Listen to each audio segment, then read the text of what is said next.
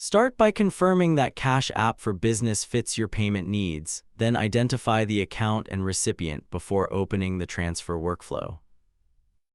A business account separates customer payments from personal activity and presents a clearer starting point for sending money from the correct profile.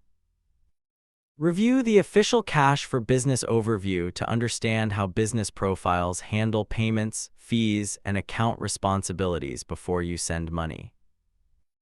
Before continuing, verify that your account is eligible, your identity information is current, and the intended payment follows Cash App's business requirements. If your profile is personal, review the switching process first. Using the right account type helps keep business payments organized and traceable.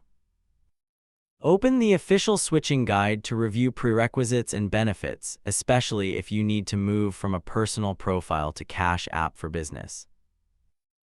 Next, confirm the recipient's exact cash tag, phone number, or email, and check the amount carefully because payment details can affect where funds go. Nearby payments may offer another option when supported, but review availability, limits, and recipient information before relying on that method.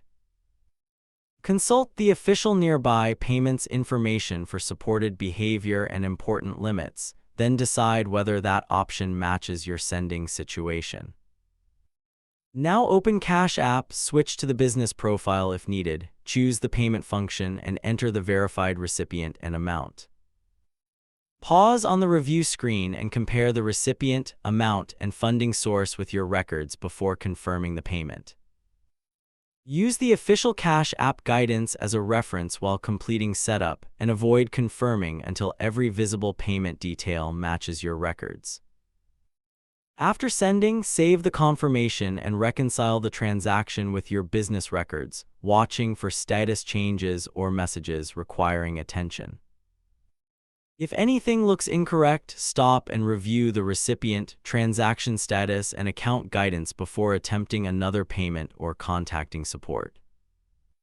For final review, return to the official business guidance and use its help information when a payment, account requirement, or support question remains unresolved. Thanks for watching. I hope this guide helped.